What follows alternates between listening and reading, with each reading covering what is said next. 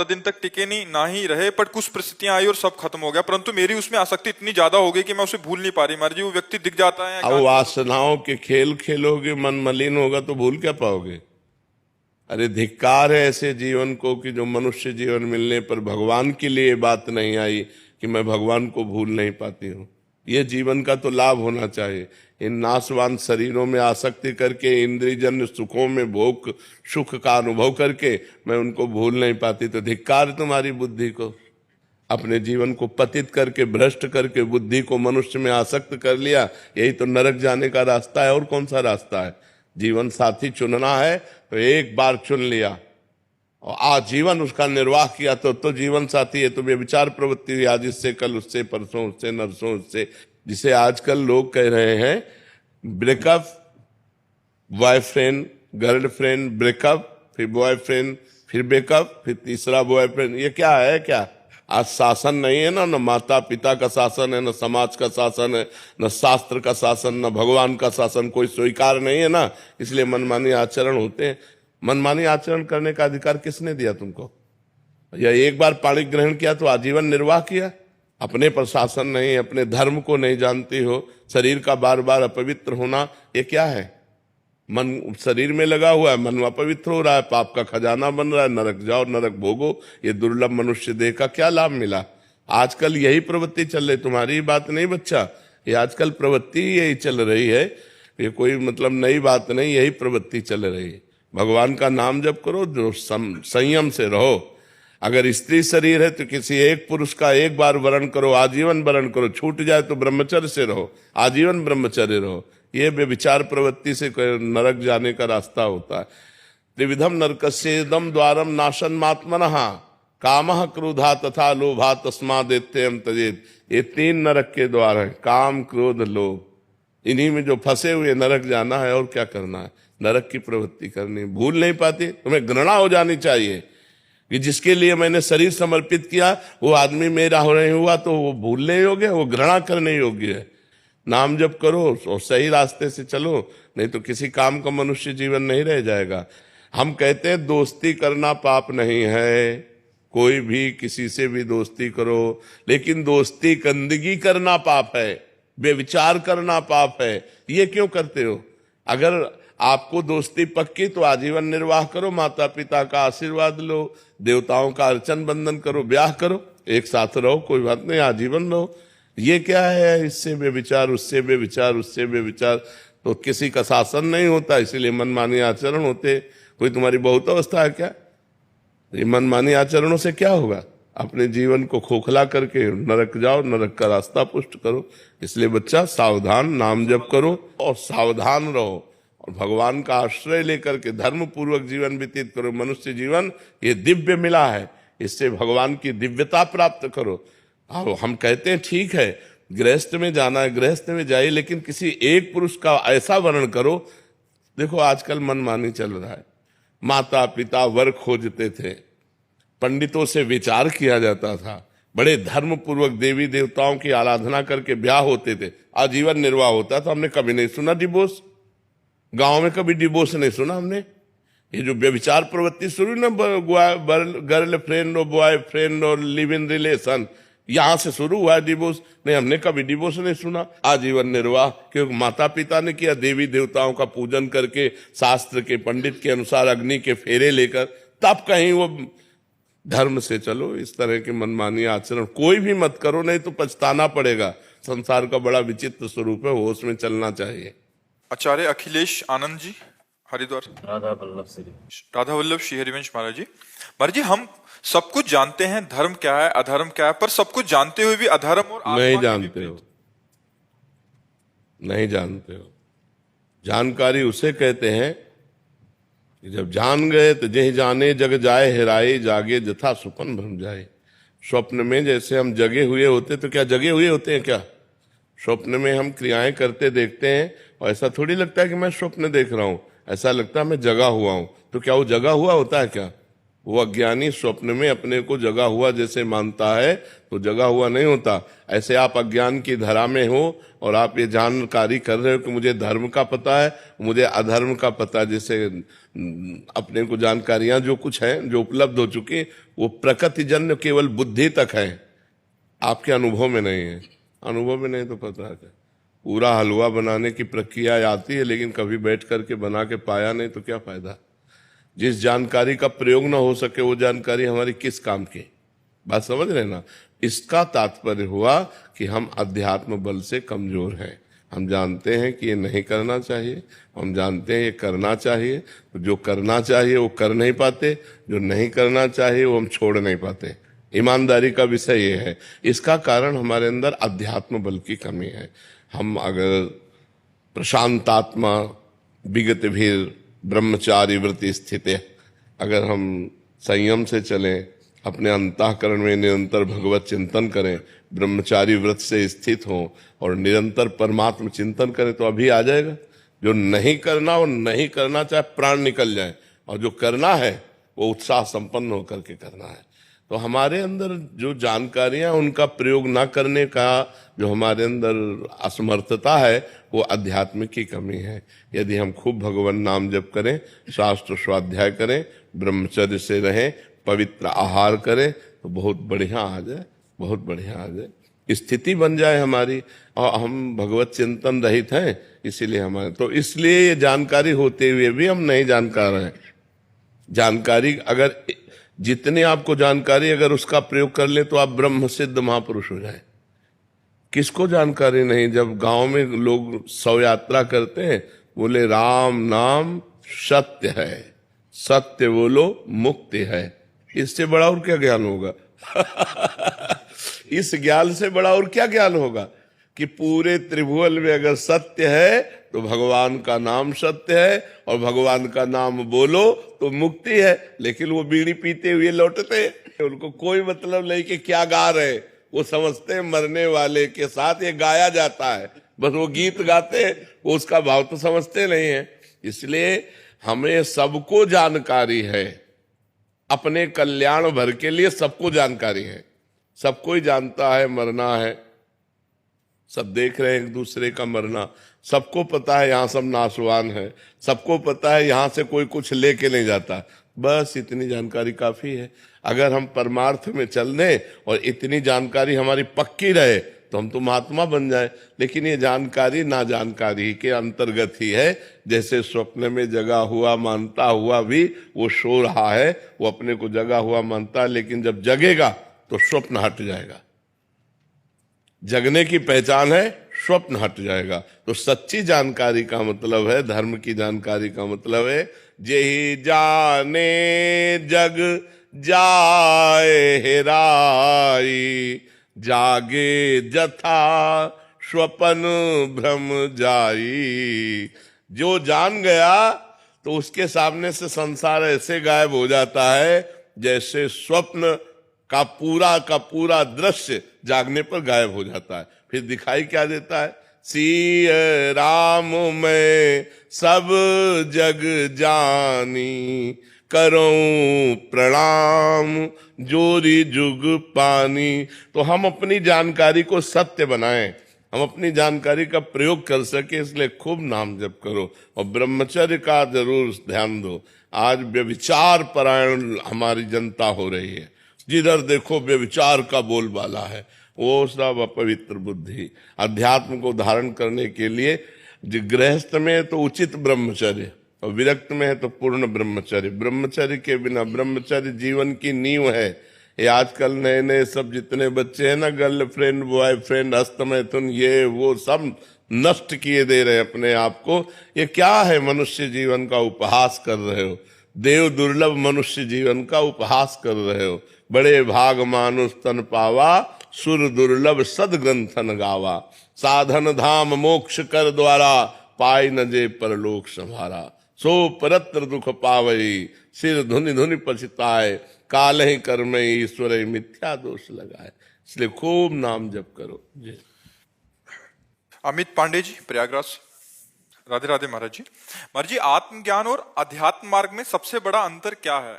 इसमें कौन सा मार्ग हमें उसी परमानंद? को तो अध्यात्म कहते हैं। आत्मज्ञान को ही तो अध्यात्म कहते हैं।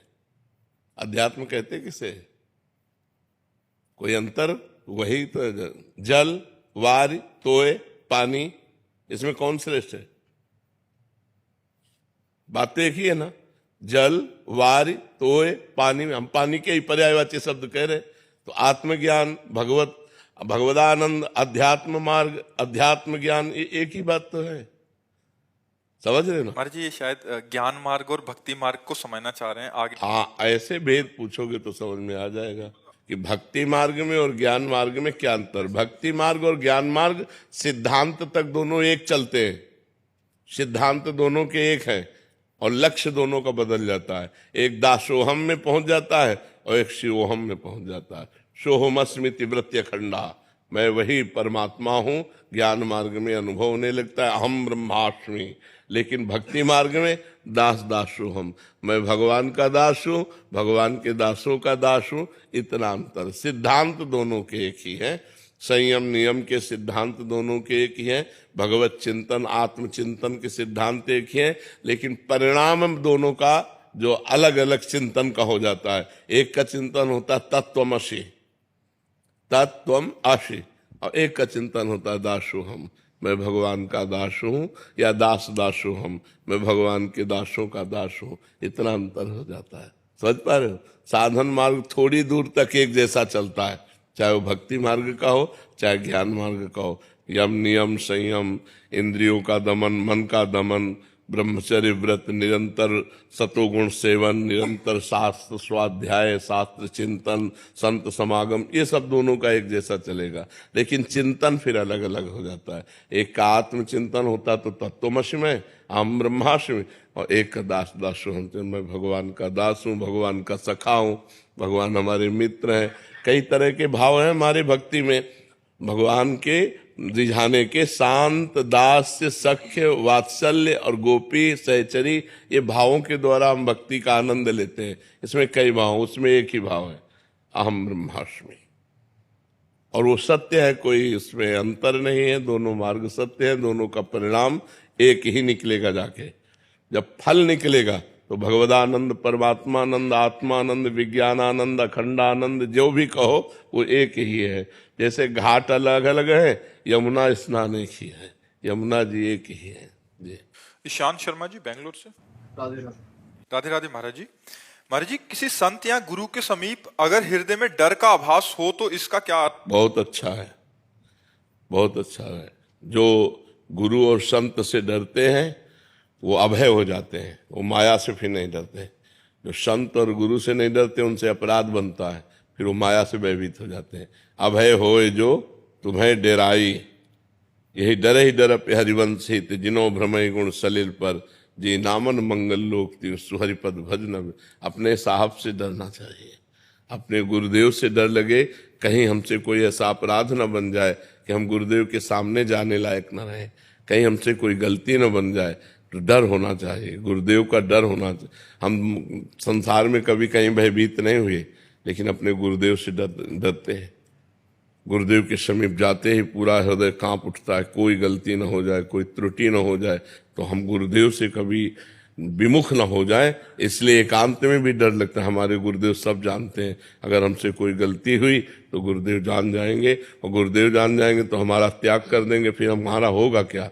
गुरुदेव के बिना हमारा कोई अस्तित्व ही नहीं। इसलिए संत और गुरुदेव से डरना है बहुत अच्छी बात है, पर इतना न डरे कि उनसे विमुख हो जाए, इतना न डरे। एक मर्यादा का डर, एक मर्यादा का डर होता है। और कोई भयभीत थोड़ी करते गुरुदेव, गुरुदेव कोई ऐसे थोड़ी कि भयावने हो, लेकिन एक मर्यादा होती है गुरु शिष्य के बीच में, उस मर्यादा का भय होता है। रवि प्रकाश विजय जी राजस्थान से। महाराज जी भगवत प्राप्ति के लिए मन की स्थिरता आवश्यक है, लेकिन मन के विचलित रहने पर मन की स्थिरता या दृढ़ता के उपाय क्या हो सकते हैं? बार बार जहां मन जाए वस्तु व्यक्ति स्थान घटना परिस्थिति में, वहां से हटा करके अपने लक्ष्य में लगाना, भगवान के नाम में लगाना, रूप में लगाना, भगवान की लीलाओं के चिंतन में लगाना। या दूसरा, जहां जहां मन जाए हर वस्तु व्यक्ति स्थान घटना में भगवान को देखना कि ये वस्तु में भगवान है। जब सृष्टि नहीं थी तब भगवान ही थे, जब सृष्टि नहीं रहेगी तो भगवान ही रहेंगे। तो बीच में क्या है? भगवान ही तो है। कोई ऐसी जगह नहीं, कोई ऐसा कण नहीं, कोई व्यक्ति नहीं जिसमें भगवान न हो। तो जिस वस्तु, व्यक्ति, स्थान, घटना पे मन जाए वहां से हटा हटा करके भगवान के नाम में लगाना, या वहां भगवान का दर्शन करना कि इसमें भी तो भगवान है, इसमें भी तो भगवान है। तो हर समय भगवान का चिंतन करने से मन एकाग्र होने लगता है। ये अभ्यास करत करत अभ्यास के जड़मत होत सुजान, रस्सी आवत जात ही सिल पर होत निशान। तो जब हम बार बार अभ्यास करेंगे, अतिशय रगड़ करे जो कोई, तो अनल प्रगट चंदन ते होई। चंदन से आग पैदा हो जाए यदि अतिशय रगड़ की जाए। तो जब हमारी जबान में बार बार रगड़ होगी राधा राधा राधा, या जो नाम प्रिय हो, और बार बार मन हटाकर राधा राधा राधा, तो हमारा मन एकाग्र होने लगेगा। जहां मन एकाग्र हुआ और भगवदानंद मिला, बस यम लब्ध्वा चापरम लाभम नामन्यते अधिकम। इससे अधिक कोई लाभ नहीं है। जिस समय भगवदानंद की अनुभूति होती है उस समय फिर मन कहीं जाता ही नहीं। ब्रह्मादिक के भोग सब, स्वर्गलोक मर्त्यलोक की तो बात जाने दो, ब्रह्मलोक के भी भोग विष के समान लगते हैं जिसको भगवदानंद की अनुभूति होती है। ब्रह्मादिक के भोग सब विषम लागत ताय, नारायण ब्रज चंद की लगन लगी है जाए। इसलिए खूब नाम जप करो, बार बार मन को हटा हटा करके नाम में लगाओ, तो इस अभ्यास से धीरे धीरे वश में हो जाएगा। मोहित सेठी जी गुरुग्राम से। राधे राधे महाराज जी। श्री हरिवंश महाराज जी, पहले 25 वर्षों तक आर्थिक कठिनाइयों के कारण मैंने पढ़ाई और अब ऑफिस के काम को ही श्रेष्ठ कर्म मानकर अब तक जीवन बीता, बस इस आशा में कि परिवार को संभालूं। लेकिन जब से आपको गुरु स्वीकार किया तब से समझ आया कि जीवन का एकमात्र लक्ष्य भगवान को पूर्ण रूप से समर्पित होना है। महाराज जी, अब इस ओहदे पर पहुंच चुका हूं कि जहां रोज 13-14 घंटे काम करना पड़ता है और साथ में नाम जप में महाराज जी बहुत कठिनता आ रही है। केवल 1 ही घंटा दिन में दे सकता हूँ नाम को। महाराज जी, अभी मन में पीड़ा होती है, चिंता होती है, डर भी होता है। लेकिन 14 घंटा हर समय आप बोलते तो नहीं रहते ना, क्रियाएं भले कर सकते थे, कोई भी क्रिया, और उसमें भी हमें मिनट सेकंड का तो समय मिलता है ना। उस मिनट सेकंड को राधा राधा राधा और पूरे के पूरे 14 घंटे भगवान को समर्पित कर देना। ये कर्म समर्पण हो जाएगा और भगवान, हृदय से भगवान के आश्रित हो। जो शेष समय मिले आपके 14 घंटे में, उसमें राधा राधा राधा राधा राधा राधा, उसमें नाम जप करो। और जो 14 घंटा के बाद 6 घंटा सोने में समझ लो, तो 14×6 कितने हुए? 20 हुए। तो 4 घंटे तो अभी बचे, वो 4 घंटे कहां दोगे? महाराज जी, क्या होता है कि जैसे 13-14 घंटे काम कर रहे हैं रेगुलर, उसके बाद भी क्योंकि आदत ऐसी पड़ी हुई है कि उसी के बारे में सोचते रहते हैं कि उसको कैसे। नहीं, गलत बात, इसी को सुधारो। वो स्थायी चीज नहीं है। मरोगे तो ना ऑफिस जाएगी और ना ये सब कार्य जाएंगे तुम्हारे। एक कर्तव्य पूजा है, हम 14 घंटे समय उसको दें। हम नहीं कहते कि आप 14 घंटे समय मत दो, 14 घंटा समय दिया, इसके बाद कार्य प्रणाली की स्टाफ। अब हम दूसरा अपने जीवन को पारलौकिक उन्नति के लिए अब हम थोड़ा सत्संग सुनते हैं, थोड़ा शास्त्र स्वाध्याय करते हैं। 1 घंटा ले लो उसका मार्जन करने का, हमारे द्वारा उसमें से क्या गलती हुई, क्या उन्नति के लिए हमें करना चाहिए, उस पर विचार कर लो। तो 3 घंटे फिर भी बचते हैं।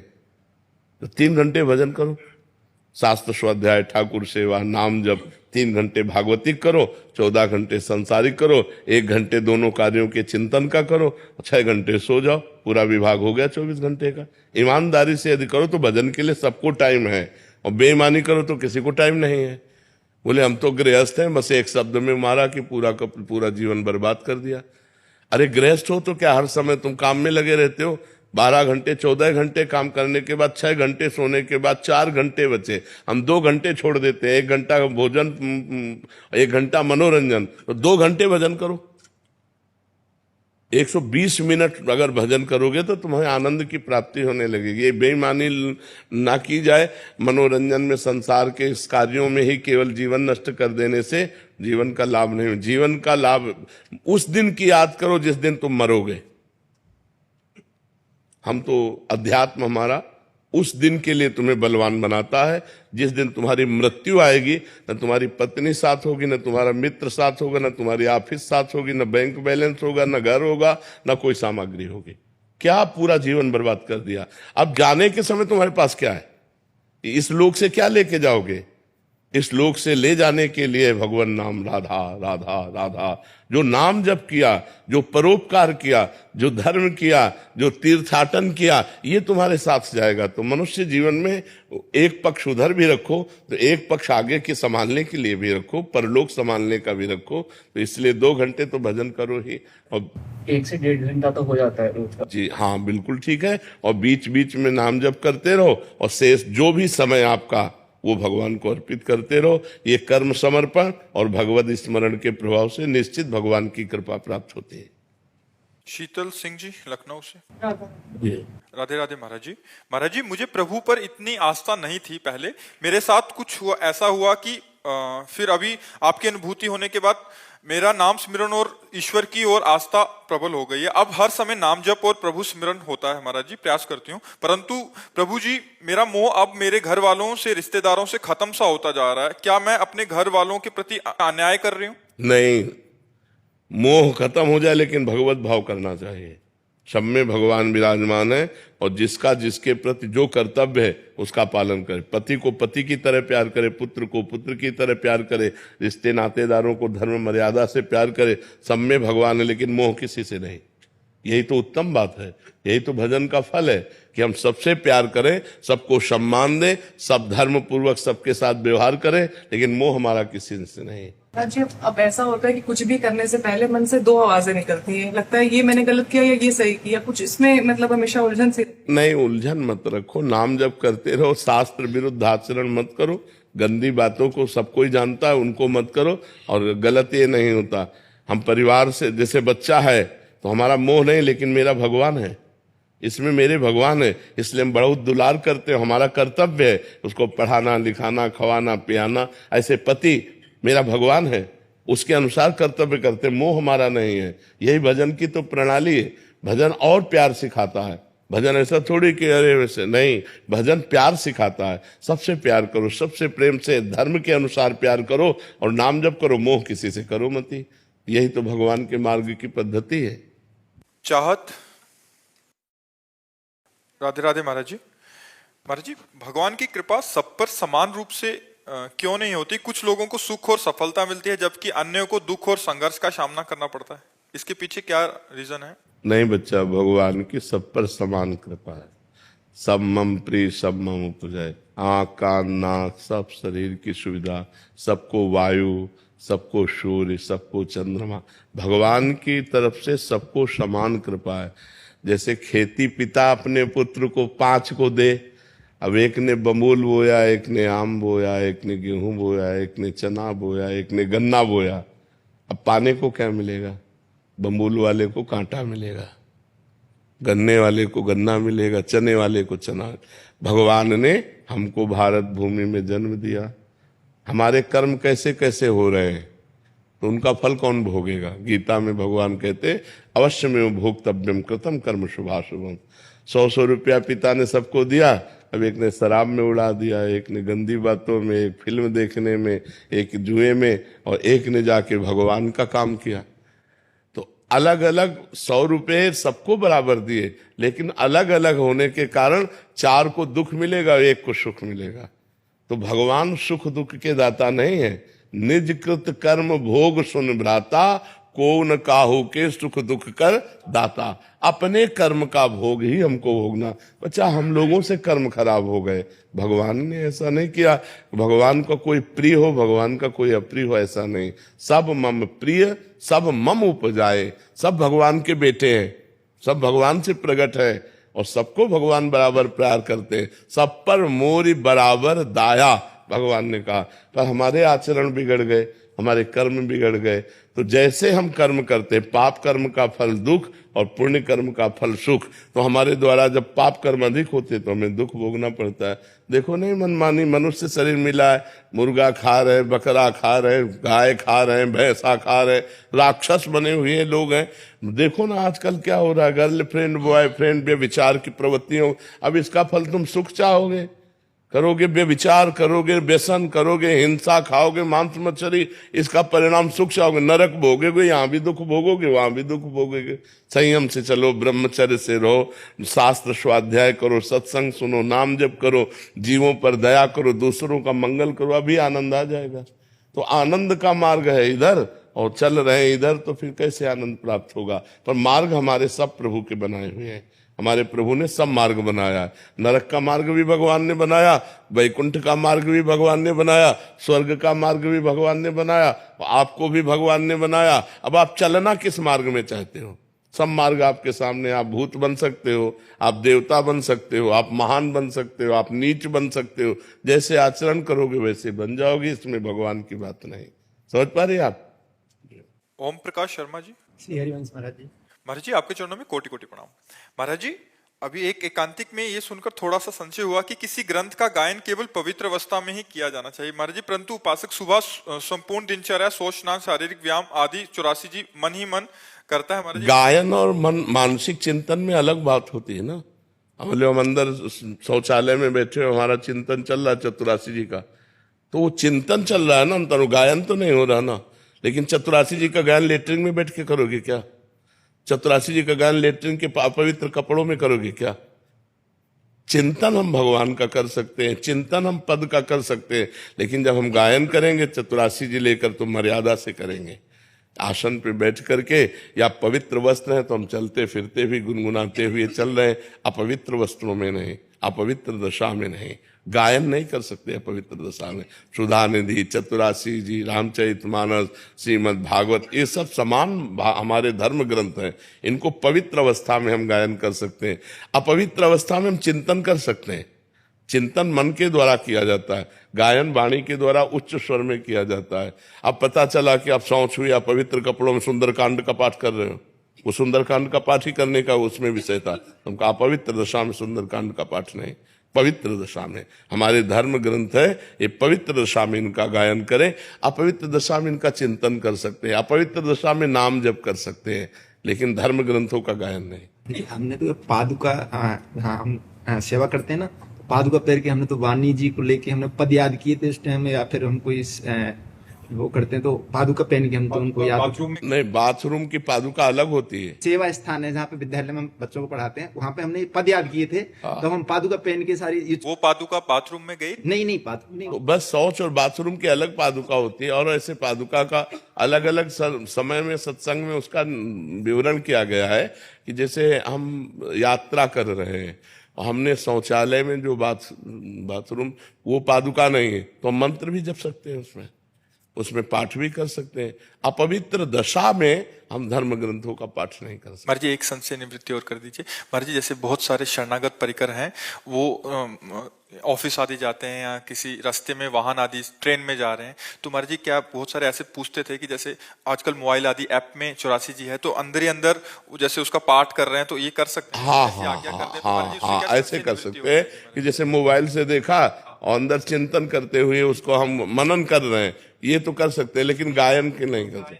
अब वाणी लेके नहीं कर सकते, मोबाइल में तो कर सकते हो कि यंत्र है, ऐसा कर सकते हैं। क्योंकि अब जैसे ट्रेन में कई यात्रा है या 1.5 घंटे के अंतर्गत में ही ये सारा पाठ हो रही है, सारा अंदर ही अंदर इसको कर लेते थे महाराज जी। ऑफिस की चेयर पे बैठे हैं या किसी बस में जा रहे हैं, तो उससे क्या होता है महाराज जी, वो पूरा। हाँ, बिल्कुल ऐसे कर सकते हैं। महाराज जी, एक आपने पद्मासन और सिद्धासन के लिए परसों सत्संग में बोला था कि यदि आपने किया तो कोई बीमारी भी हो सकती है। महाराज जी, अभ्यास करने की कोशिश कर रहे हैं आपकी कृपा से। इसमें क्या है कि जैसे आप पद्मासन और सिद्धासन में बैठने की कोशिश कर रहे हो और ब्रह्मचर्यहीन हो, बार बार ब्रह्मचर्य नष्ट करते हो, तो एक तो बैठे नहीं पाओगे ज्यादा देर, और दूसरा शरीर में परेशानियां आ जाएंगी। ब्रह्मचर्य को रखना जरूरी है। गृहस्थ है तो संतानोत्पत्ति के लिए ब्रह्मचर्य का खंडन करे, व्यभिचार की कहीं आज्ञा नहीं शास्त्रों में। संतानोत्पत्ति के लिए नहीं तो ब्रह्मचर्य से। ये जीवन मोक्ष के लिए मिला है, ये जीवन कल्याण के लिए मिला है, पतित करने के लिए नहीं मिला है। सौरभ जी फरीदाबाद से। राधे राधे। राधे राधे महाराज जी। महाराज जी, कोई भी आध्यात्मिक कार्य के समय, जैसे नाम जप श्री 84 जी का पाठ के समय, मन बहुत ज्यादा संसारिक विषयों में भागता है महाराज जी। इतना तो वो दैनिक कार्यों के समय भी नहीं हाँ, भागता महाराज ऐसा ही अनुभव होता है। किसका है प्रश्न? हाँ, वो भागता नहीं है, डिलीट होता है उसमें जो भरा हुआ है।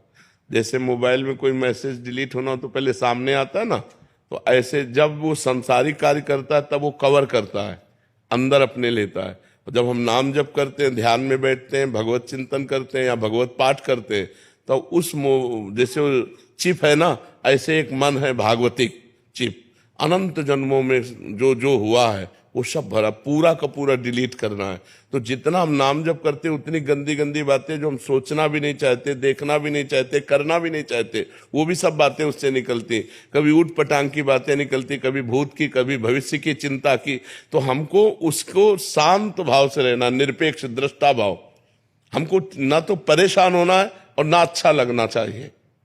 बिल्कुल दृष्टा भाव से अपने कार्य में हम मगन है, नाम जप करने में। वो फेंक रहा है गंदी बातें, वो निर्मल हो रहा है। जितना निर्मल होता जाएगा उतना आनंद आता जाएगा। और जहां पूरा निर्मल हुआ तो निर्मल जन मन सो मोहि पावा, मोहि कपट छल छिद्र न भावा।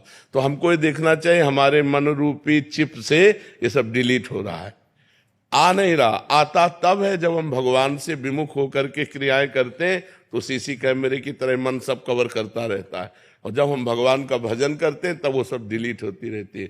तो कवर करना कम करो, हम नाम जप हर समय करते हुए क्रियाएं करें, देखना सुनना सब में भगवान की भावना करें, तो हमारे मन में अच्छी चीजें जा रही हैं। और जो बुरी चीजें भरी है वो डिलीट होती चली जा रही। तभी तो समय लगता है ना, नहीं तो ऐसे तत्क्षण भगवत प्राप्ति हो जाए। एक नाम भगवत प्राप्ति करा दे।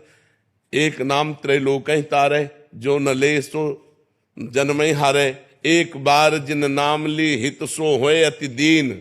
हित सो मानो प्रेम से और अति दैन्य होकर, तो प्रभु एक बार में दर्शन दे दे। एक बार जिन नाम ली हित सो होए अति दीन, ताको संग न छाड़ ही ध्रुव अपनो कर लीन। तो एक बार डट कर पहले भजन करें, मन डिलीट हो जाए इसकी गंदी बातें, फिर दैन्य और प्रेम से पुकारेंगे तो भगवान एक नाम में आ जाते, एक नाम में दौड़े चले जाते हैं।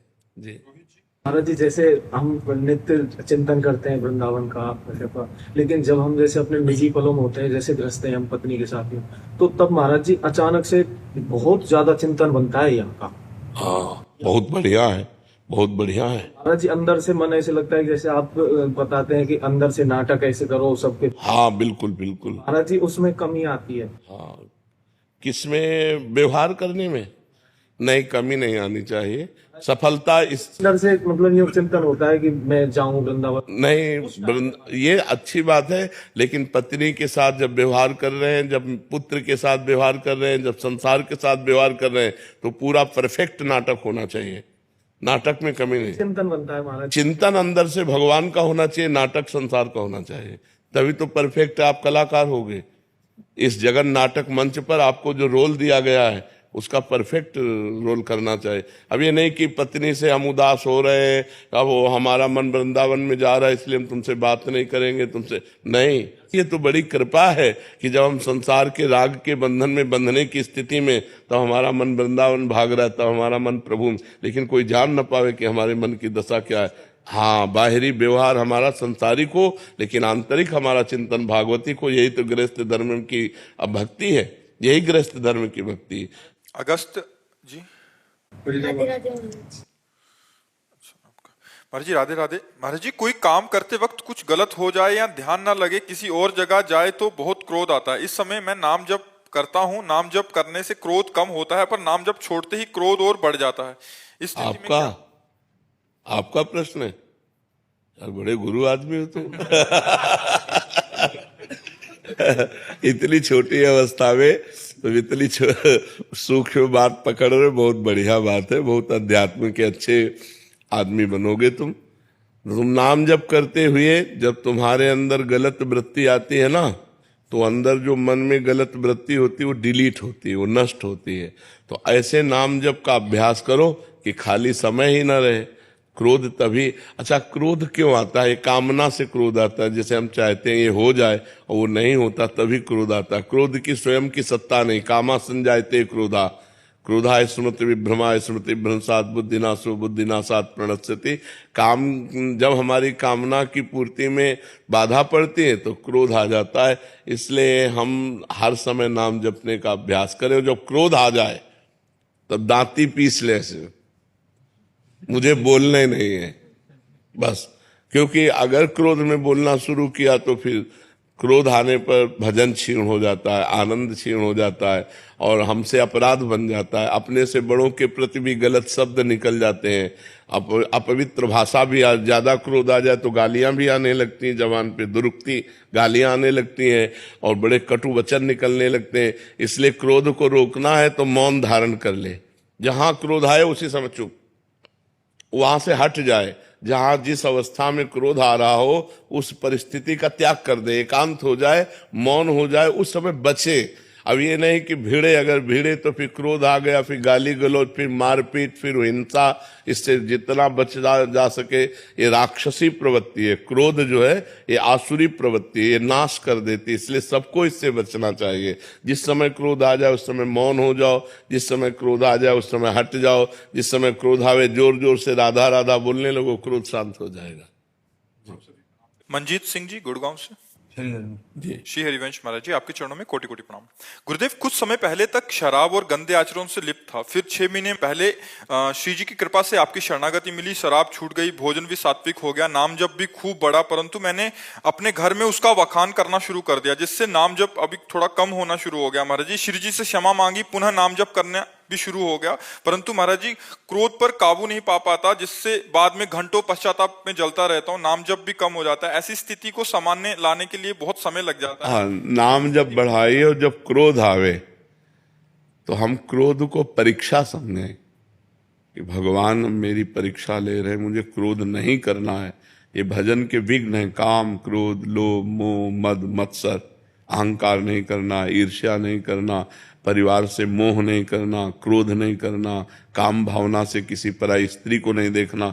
तो जब हमारा मन क्रोध में आवे तो सावधान, राधा राधा राधा राधा राधा बोलना नहीं, हमें उस विषय में नहीं बोलना। वो ऐसे हट जाना है जैसे हम अभी बात ही नहीं कर रहे थे।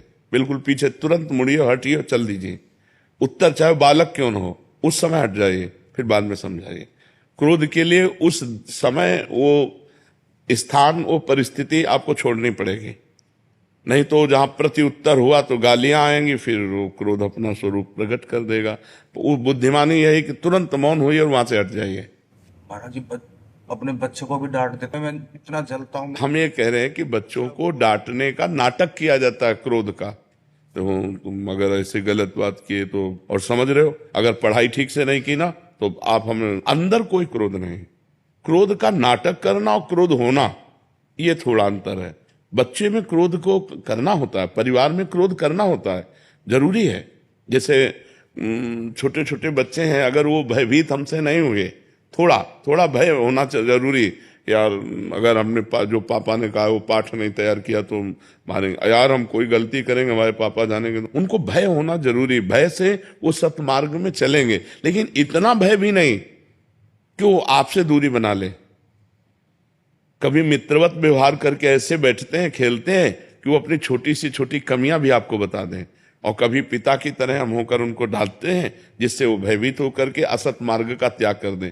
लेकिन हमें क्रोध का नाटक करना है, क्रोध नहीं करना, जैसे शिष्यों से करना पड़ता है। तो ये अगर हमको उस समय सोचो तो 100 में 100% हम क्रोधित नहीं हैं, हम अपनी नौकरी निभा रहे हैं।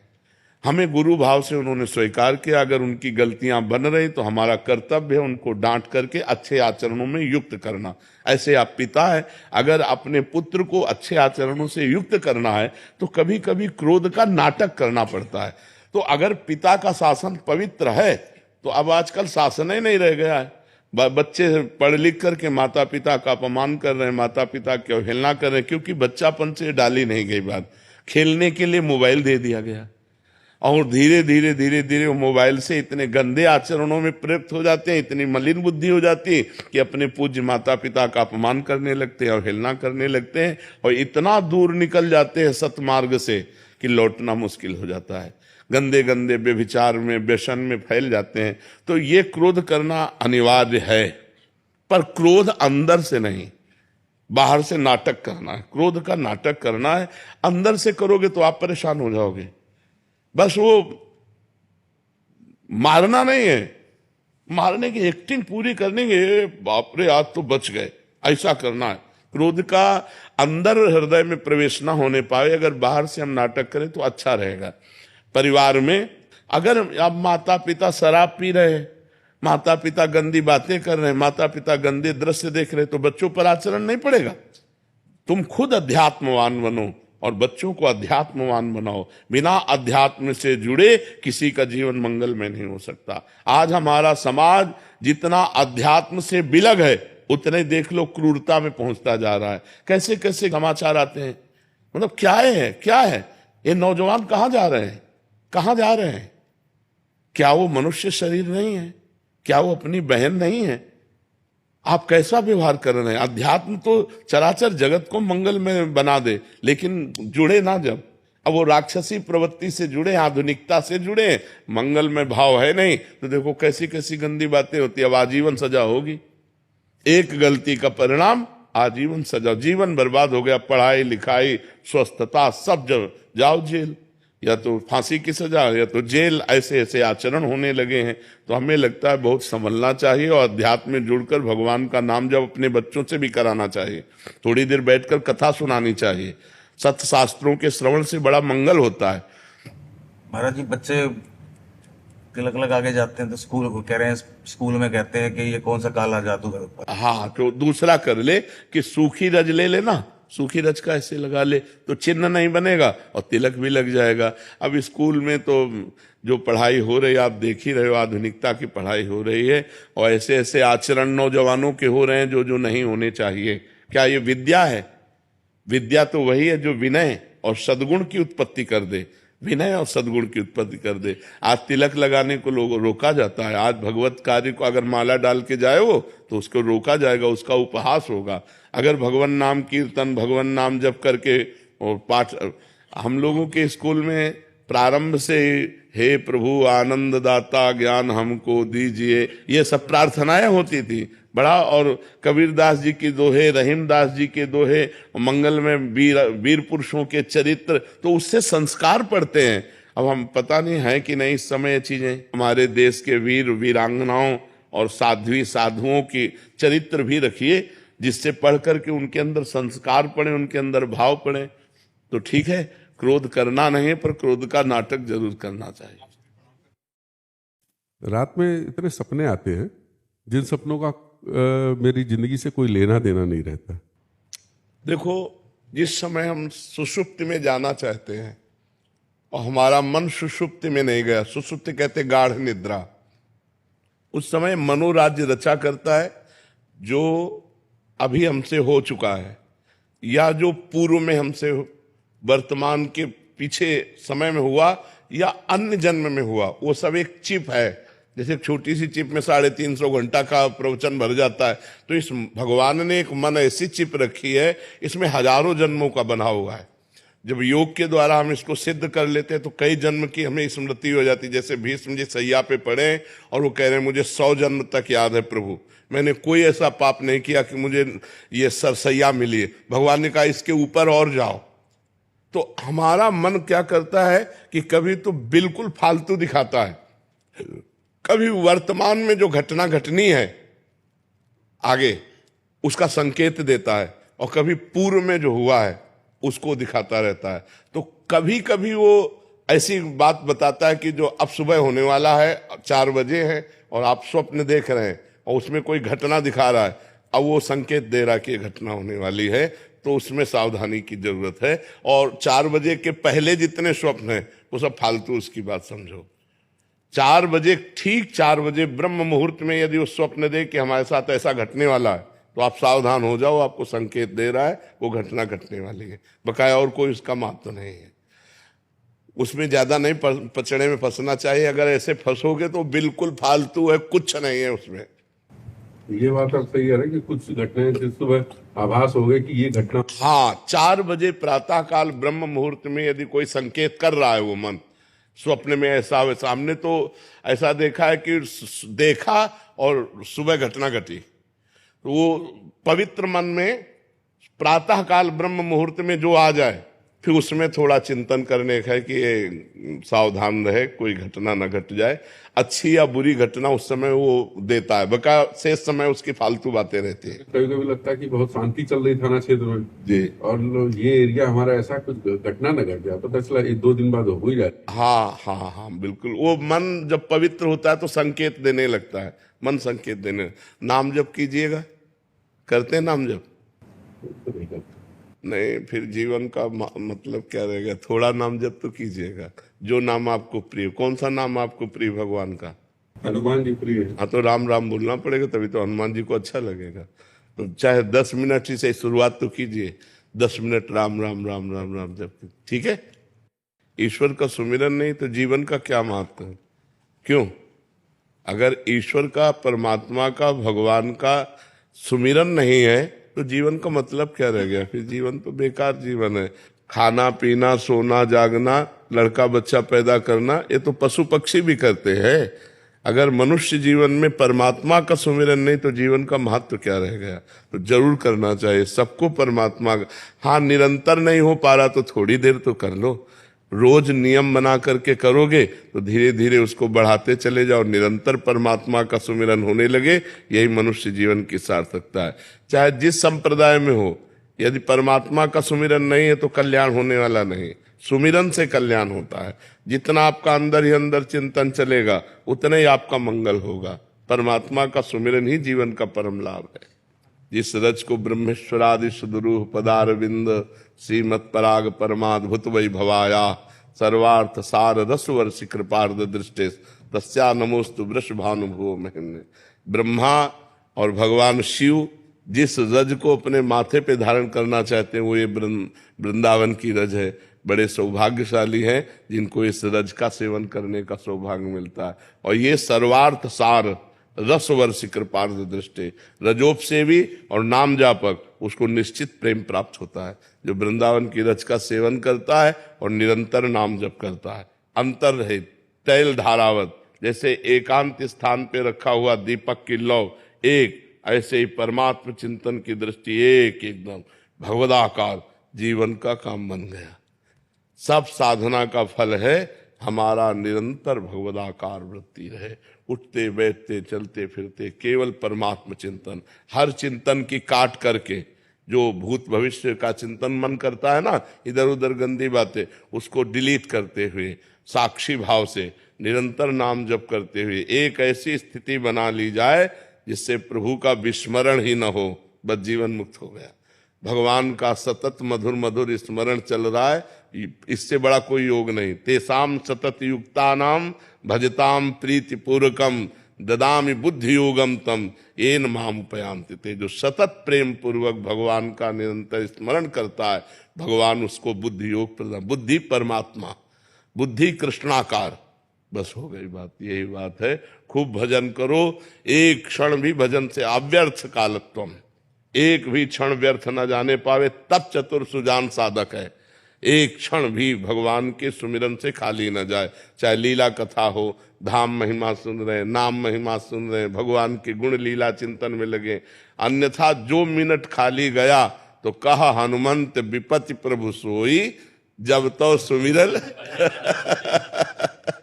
बोले से महाराज जी पहाड़ी बाबा का एक हम बहुत साहस करके, बहुत हिम्मत करके बोल रहे। महाराज जी पूज्य पहाड़ी बाबा के चरित्र सुनाते, बोले गौरदास जी रहते थे तो बाबत से पूज्य देवराहा बाबा सरकार पूछे ये गौर आप कहाँ से आए? बोले खाक चौक में हम रहते। किनके यहाँ? पहाड़ी बाबा के यहाँ रहते। बोले वो तो सिद्ध महापुरुष, कैसे रहते आप उनके पास? बोले बाबा मैं हाँ कहता और ना में ना कहता। हाँ में हाँ कह के फंस गए, अब तो पीटे जाएंगे हम। लेकिन आपकी कृपा है। पर पूज्य पटिया वाले बाबा सरकार कीर्तन करा करते कि हम बालक तुम माए हमारी, श्री गुरुदेव करो रखवारी। आपकी रखवारी करो महाराज जी। हम तो इससे मन में स्मरण आ गया अभी, हम तो आशिक हैं, दीवाने हैं, परमाने हैं आपके। आप यूं ही कृपा बनाए रखना पूज्य गुरुदेव भगवान।